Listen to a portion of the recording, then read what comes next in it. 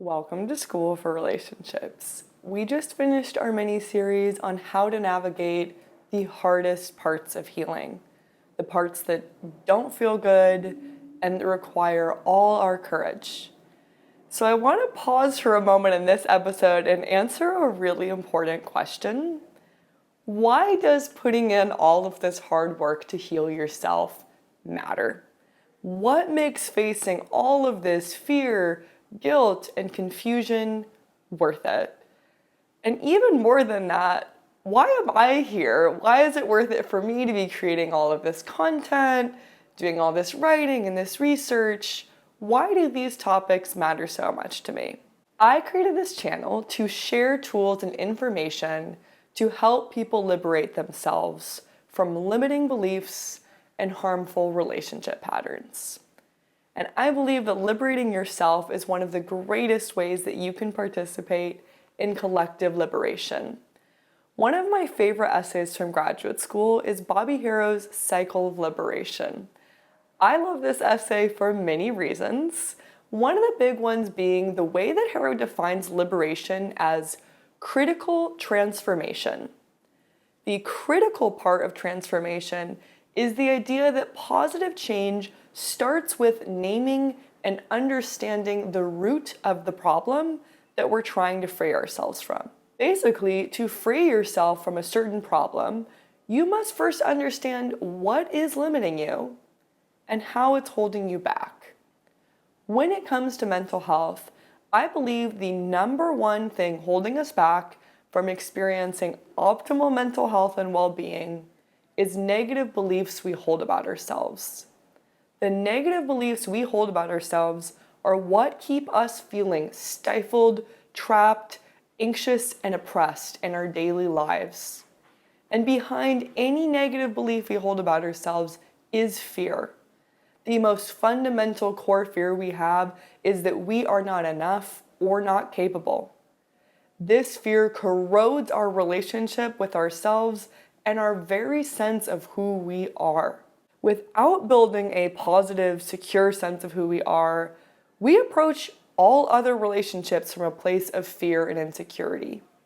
The false, fear-based beliefs we hold about ourselves perpetuate the most common and harmful relationship patterns. The two most pervasive and harmful relationship patterns that I have come to see in some form in almost every client I work with, and most of the people I interact with, are enmeshment and codependency. Enmeshment comes from having a blurry sense of ourselves and blurry boundaries, which goes right back to that fundamental issue of not having developed our own sense of identity and worth.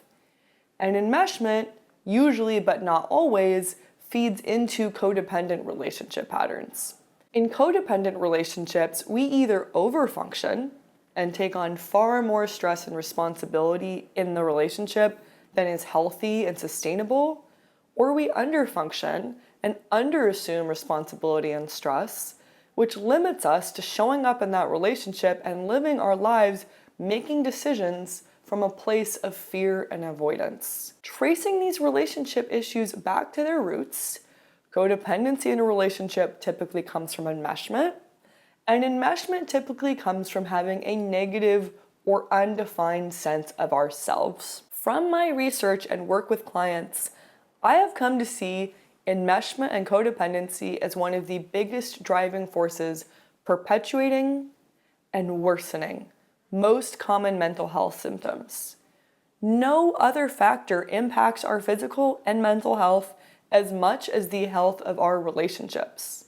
When we feel insecure, fearful, or unsupported in our relationships, we engage in less healthy habits, our mental health declines, we are more prone to physical disease, developing and worsening, and we are at a higher risk of dying earlier. When we have positive, secure, and supportive relationships, our mental and physical health symptoms greatly reduce, we are far more resilient to stress and illness, and we live longer, happier lives. Not only do positive relationships improve our health and reduce our suffering, but they also bring joy and meaning to our lives. Cultivating well-being and joy in this life is how we live up to our full potential, give back to the people in our lives, and make a positive difference in the systems we are a part of.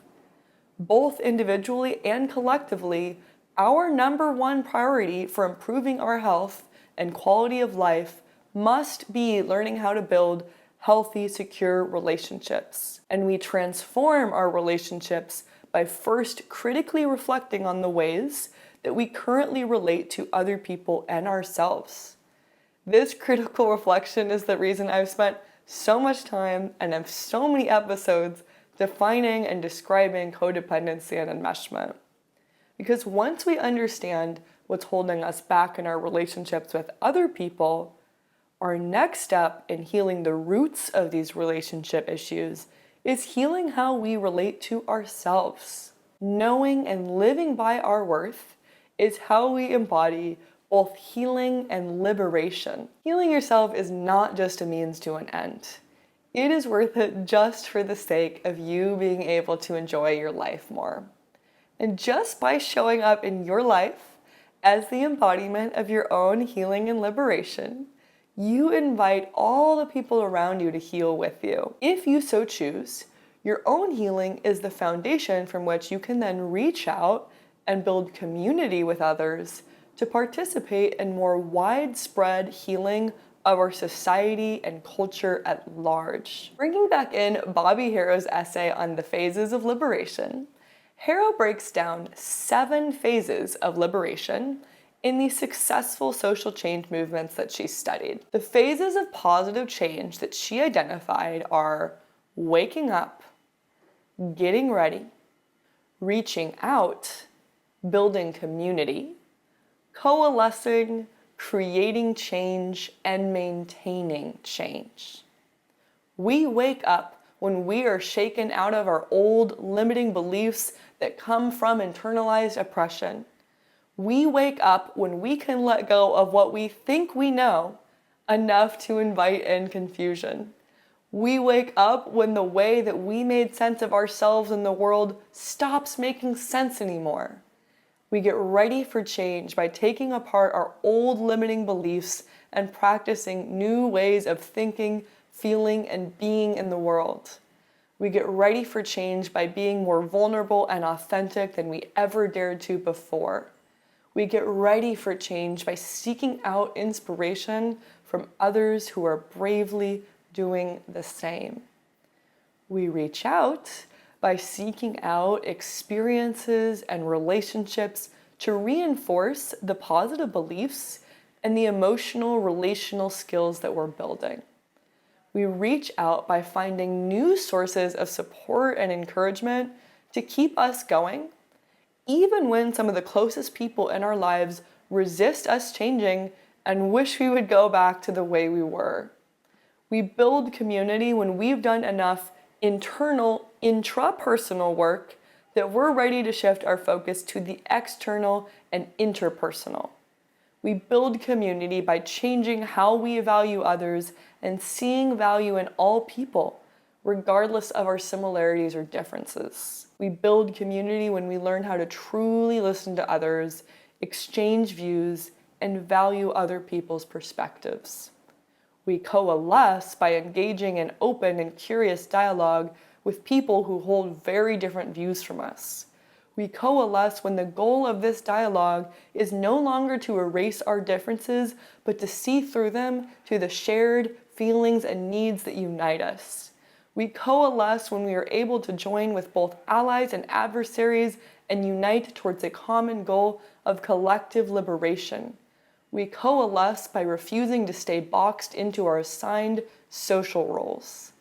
We create change by transforming our anger and mistrust into shared power and optimism. We create change by sharing power and redefining power as collective power.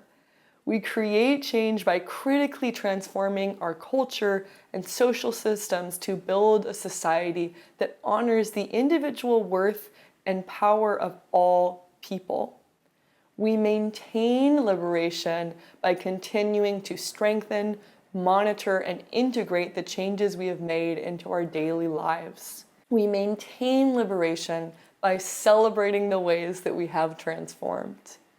We maintain liberation by living out our dreams, modeling authenticity to others, and spreading hope and inspiration. Throughout all of these phases of liberation, any transformational action that we take must first and foremost come from a place of love. More than anything, liberation is the practice of love. Liberation is learning how to love ourselves. Liberation is learning to see past the illusion of ourselves as separate and connecting to something within us that is bigger than we are. Liberation is honoring and living by the vital life energy that connects all of us as living beings and binds us to a responsibility to create a better world.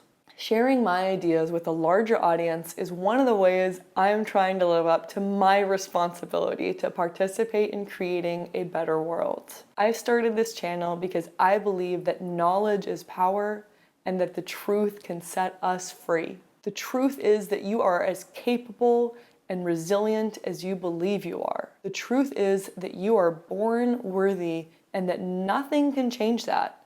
Nothing you do or have or don't do or don't have. The only thing that disconnects you from your worth is acting in a way that violates the worth of another person or being. All of this is true for you because it is true for all people. Living by this truth is how you can wake up, get ready, reach out, and create change.